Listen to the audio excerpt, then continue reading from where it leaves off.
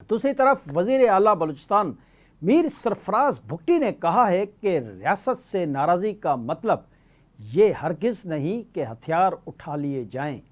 آئین پاکستان ریاست سے غیر مشروط وفاداری کا درس دیتا ہے اور اس دائرے میں رہتے ہوئے بات کی جائے تو ہر مسئلے کا حل ممکن ہے۔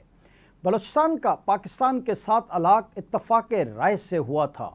کوئٹہ میں ینگ پارلیمنٹیرین فورم پاکستان کی صدر و رکن قومی اسمبلی سیدہ نوشین افتخار اور جنرل سیکرٹری MNA نواب زادہ میر جمال خان رئیسانی کی قیادت میں وفد سے گفتگو کرتے ہوئے میر سرفراز بھگٹی نے کہا کہ بلوچستان کے پاکستان کے ساتھ الحاق کو شاہی جرگے نے اکثریتی رائے سے منظور کیا تھا۔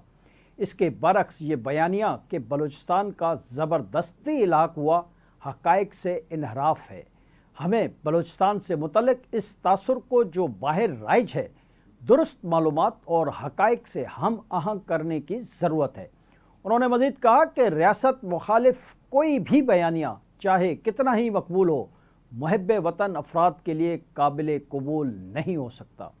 پنجابیوں کی ٹارگٹ کلنگ ایک سوچے سمجھے منصوبے کا حصہ ہے جس کا مقصد قومی یکجہتی کو نقصان پہنچانا ہے۔ وزیر اعلیٰ بلوچستان کا کہنا تھا کہ بیڈ گورننس دہشت گردی کو تقویت جبکہ اچھی طرز حکمرانی اسی ریاست کو مستحکم بناتی ہے۔ ہم بلوچستان میں گڈ گورننس کے فروغ کے لیے ہر سطح پر شفافیت اور جواب دہی کو یقینی بنا رہے ہیں۔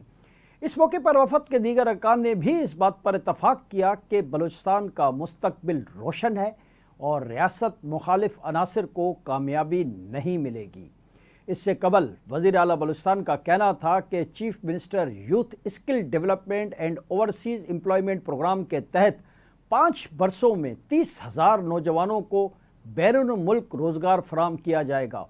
ان کا کہنا تھا کہ رواں سال جون تک پروگرام کے پہلے مرحلے میں 150 نوجوان سعودی عرب جائیں گے۔ اس منصوبے کے لیے صوبائی حکومت نے 1 ارب 28 کروڑ روپے کی ادائیگی بھی کر دی ہے۔